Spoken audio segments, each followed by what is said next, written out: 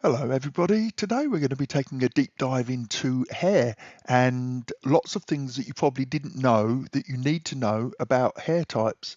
So hair is one of the things, along with eyes and skin textures, that really affects the realism of your characters. And you possibly didn't know, but there are 5 different types of hair that you can use on Poser or DAZ, and your choice affects the way that the hair interacts with the scene and the realism of the end result. Now, on DAZ Studio, their hair technology has come on in leaps and bounds in the last 5 years or so with Fibermesh and Dforce and stuff like that. On Poser, the hair has not really evolved much since, I don't know, maybe Poser 7 when they had the hair room.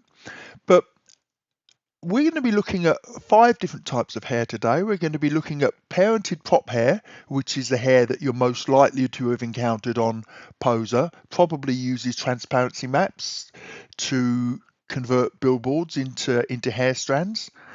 Then we're going to do conforming hair, which also is transparency mapped, but just affixes your figure in a different way. Then we're going to be looking at hair room hair, that's simulated hair.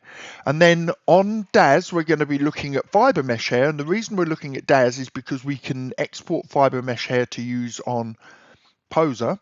And then we're going to be looking at Dforce hair just to round things off, I guess.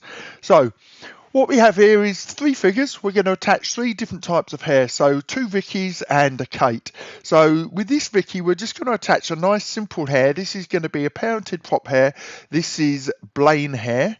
So I'm just going to double click to add it, and it automatically affixes to the character. Now, this presumably was designed for Victoria 3. So whenever that happens, when you get hair designed for a Generation 3 figure on Poser, what I do is I just increase the scale to about 110, and then I just slide that up in the y-axis until it fits. There you go. That's the same with Michael hair as well. And if we take a close look at that hair, it's a short hairstyle, and if I zoom in here, you'll see these these billboards here. If I show you the material room here, you'll see that that hair has these billboard maps on them. See here? So it's a texture applied to a series of overlapped shaped billboards. A billboard is basically a 2D plane, and then it has a transparency map here to make that kind of look wispy. So the great thing with this is that it can be saved to auto conform to a figure, and then wherever the figure moves, the hair will move with it. But it doesn't respond to gravity, it doesn't respond to wind. So you'll usually find that there are just shaping or morphing parameters here, and you can move it around manually, but it won't automatically move according to the scene. However, this type of hair for a long time has been used to create great realism in scenes, or pretty good realism. People got really good with that at the end. To be honest, on Poser, this is still the type of hair you're most likely to see. Now we're going to go to this Victoria, and we're going to load a style called San Francisco hair.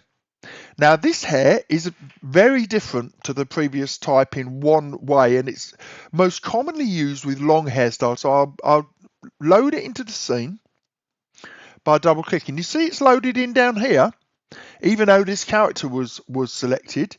That's because this has not been saved to auto conform to this character, and the reason why is very, very interesting and important to note. So let me just make sure I've got it selected, San Francisco hair, and then I do conform to, hopefully she's Victoria 4-1. Let's have a look. Yes, and now that hair just jumps straight into place. But because it's a long hairstyle, what you want is hair that's going to move with this upper torso here. So if I move in close on that character, You'll see it kind of drapes around her shoulders here. In fact, it's even on the back, it's not very well fitting straight away, although it's designed for this character.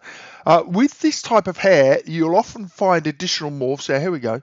To move it around different types of character types. But what's really good about this type of hair is that it's basically saved. It's think of it like a piece of clothing which you can form. So the clothing moves as you pose the figure. Oops, a daisy, I've gone a bit crazy there. Let me go back to that. So as I move the arms, as I rotate the torso, the clothing moves with it. And this type of hair is designed to do the same. So it will probably have different elements. So it will be head, neck, shoulders, maybe torso. And as you move, each of these will move with the figure. And it just makes it a bit more versatile when you pose the figure. As I say, that's primarily used for long hair. And now the last one is going to be hair room hair. And I'm just going to load something in here onto Kate. Kate's a child figure. So let me just see if I can find that hair a second. Okay, here's Kate hair.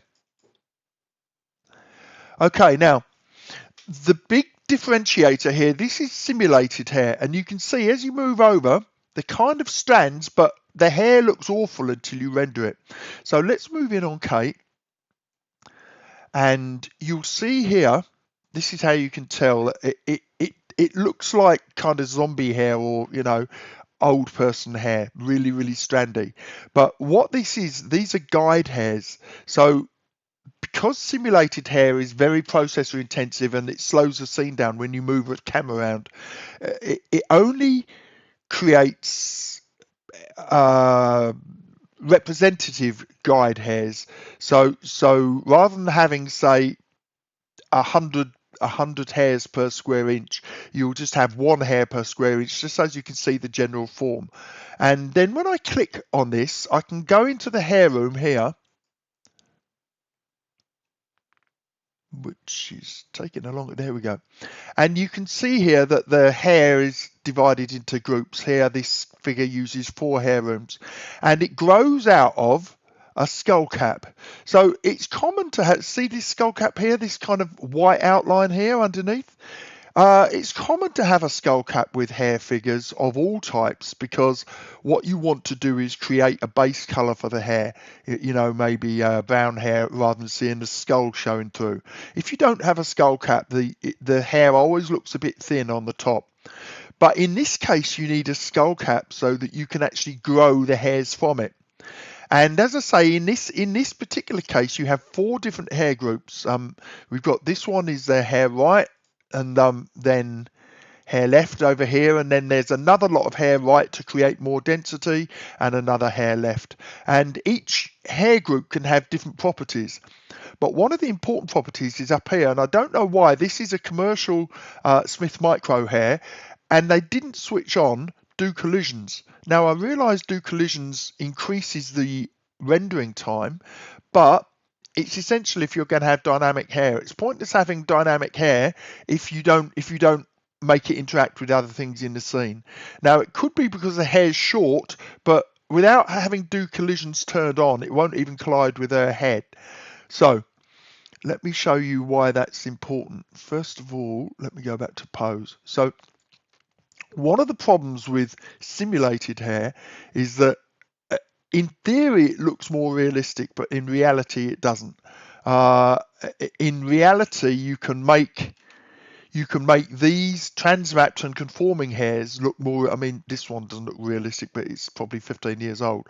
But you can make transmapped hair. It's much easier to shape into, you know, whatever hairstyle you want, and it just tends to look more realistic. Conforming simulated hair always to me tends to look a little bit thready and thin. Now on DAZ, their strand hair is a lot better, but what they've done on DAZ is they've tended to go. This is Naked Man, and he is wearing a strand-based hair here. Sorry, fiber mesh hair here. And you can see that looks really detailed. You can see all the little fluffy bits around the edge and the individual strands. And this uses, as I say, a technology called Fibermesh, which was first invented on Blender, I believe. And contrary to what people say on the DAZ forums about it being strand-based and quicker than transmapped hair, it is in fact just another type of transmapped hair. But with with this type of transmapped hair, you see the billboards are quite big, and then the textures that go on top of that are also quite large. With fiber mesh hair, and now I've lost him, where's he gone? With fiber mesh hair, the billboards are incredibly fine, just a couple of pixels wide, and then there's lots and lots of them. So people develop this on Blender, and what it just does is it gives you that wonderful detail. So when you render the hair, it looks really, really fine. But don't kid yourself into thinking that this is not transmapped. It absolutely is, and the proof is in the pudding. If I go down here, I'm on surfaces, and I go down to Aaron's short hair. So we've got colors here. But then if you go down here, what you'll see is that there's a bump map and there's a cutout opacity, which in this particular case I've inadvertently got rid of, but this is a transmap for this hair, I think. Yep. So it's still transmapped again. Oh, I've applied that to the skull cap. Let's right. So there's different hair elements. So there's a hair cap again. So if I go into the hair, we go, it's already in there. And what that just does is it spreads over long billboards. The billboards are long and thin, and then that makes it look wispy again. This is definitely, in my opinion, the best of all worlds. I mean, it can be shaped, and it looks really good. I can't recall if this responds to gravity and wind. I don't think it does unless it's created with Dforce in mind.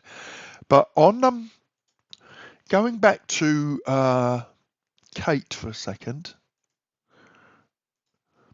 So here's her wispy hair. Let me just give that a quick render, see if it renders quick enough to not be unbearable. So what it just did there, I clicked the render button and immediately there was a delay because it's doing a hair simulation pass before it does everything else. But okay, that is a bit shiny because it wasn't designed for Superfly. Excuse me, I'm just going to have a quick swig of coffee. But it actually doesn't look awful. I'm one of the things that really upsets me on Poser is that hair sim hair didn't take off more, because I definitely think it was a way forwards. There are limitations to it. One of the limitations is that you can't include different styles, to the best of my knowledge. So with the other two types of hair, the conforming hair and the prop hair, you can include shaping parameters that make it long, make it short, make it give it different style looks. But with hair sim hair, you get what you get, and then it moves around according to gravity and wind. Or you can have it fixed and not have it respond to gravity. But I think that the benefits in certain situations outweigh the disadvantages. Let me render that one more time.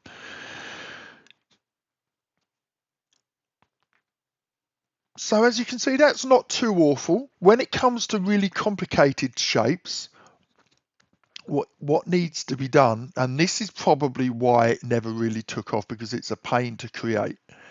If I go into the hair room here, you'll see that I've got, let's grab a bit of hair, I've got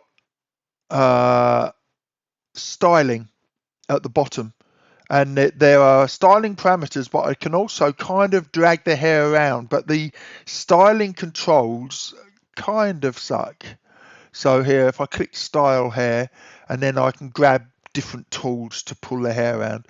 And I think it never took off because the hair styling was not very well designed, which is a shame, because this could have been Poser's chance to get a drop on DAZ. But let me show you the really great thing about this type of hair. So what I've done is I've created, let me go back to my main camera. I've created a wind force modifier, which is here. Let me go back to pose. So I've got a force field. Let me turn that on so as you can see it, turn the visibility on. So a wind force modifier is created up here in object, and then we just do create wind force. And that gives us this little fan, and you can move the fan, you can make it strong, you can change the cone size, you can change the turbulence, which affects how this is maximally turbulent, which means it should be quite choppy wind, although you wouldn't know it from the hair. And then as I go through my animation, it moves around just to show you. So her hair's going to blow that way, then it's going to turn, it's going to blow that way. And you can see that in action.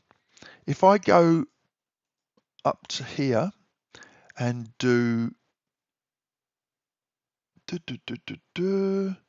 animation, recalculate dynamics, all hair, and watch her hair. See, it's blowing for each frame. Now there's 4 sets of hair, so it's going to do 1 pass for each hair. And you can see that simulating.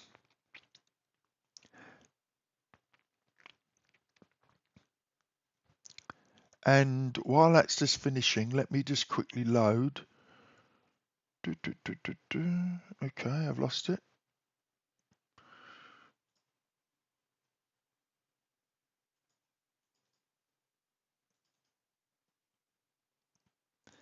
Here's a rendered animation of that in very low resolution. So that's 1280 and just five samples passes. So it's, you know, it's not super detailed, but it's enough to show how her hair responds. See these guys, their hair doesn't respond to the wind at all, but because it's simulated hair. So that's one of the great beauties of simulated hair. And let me show you something else. Let me take that force field and turn it down to 0. Now, if I take this character, so she's got the prop-based hair, and I'm going to apply a pose to her. Oh, actually, we'll do a pose to Kate first because I've already got Kate's poses open. So Kate is now hanging upside down on something. And now we'll apply a pose to the ladies as well. So let's find female poses. Victoria 4. What kind of pose can we do? We want something where she's not vertical. Okay, so this is going to be, she's in a deck chair and it's moved her around, which is annoying. That's one reason why you should always should not save zeroed poses. So when that pose was saved, it was saved in the 0 position. So then when you apply it to a figure, the figure jumps to the 0 position. It's really annoying if you've got figures in specific places in your scene. And then we'll apply a pose to this one as well. Let's see, what can we do for her? Okay, superhero run. And again, a 0 pose, really poor form. It really annoys me when people do that. Right, okay, so incidentally, if you look at her dress here, you'll see that her dress does not conform to her leg either. That's what cloth simulations resolve. In this particular case, what they did was they put handles that you can just move the dress around, but it's not very artful. So you see at the moment, her hair is kind of blown to the side of the wind. In fact, it's not in range of the wind simulation now. But if I now do calculate simulation again, all hair,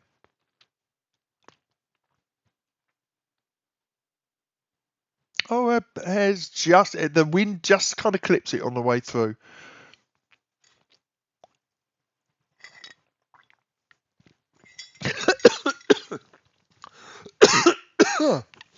Sorry, coffee went down the wrong hole.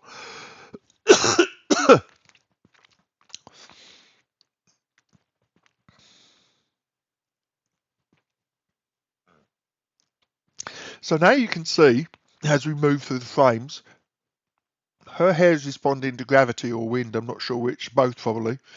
See her hair's kind of droopy upside down. And that is the beauty of simulated hair. There you go. Looking really good. Even without the wind force, that would just dangle down there, I think. Let me just see. Whereas these guys, their hair looks exactly the same as it did before. See, she's laying back, but her hair's conforming to her back. And this was the massive limitation of prop-based hair. That these are both props. They're both created as objects, and then additional objects will be created to represent morphs. If they're really a thoughtful designer, they'll give you a back morph or an up morph, but very, very few people did morphs that enable you to invert characters like this. So strand-based hair has this advantage, but if I now turned her upside down back the other way as part of the simulation, the initial style on that hair would be forever lost. And you couldn't give her a parting or put a finger. I guess you could put her fingers through her hair if you did object collision. But each type of hair has its own advantages. As I say, I most like DAZ's Fibermesh hair, despite the fact that it doesn't have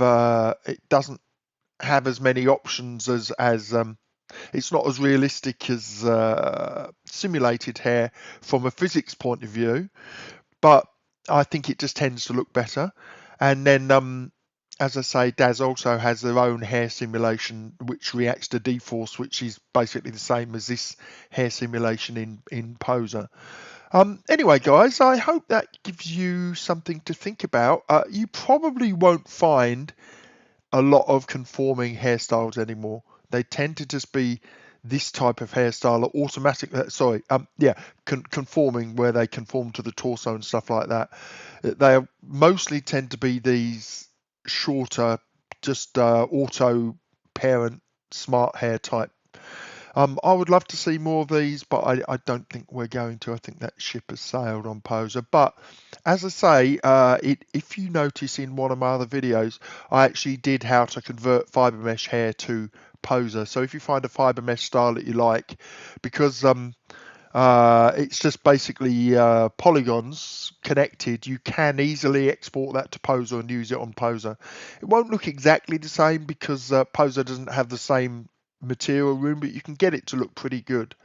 So there you go, guys. Hopefully you found that interesting, and I will speak to you again soon.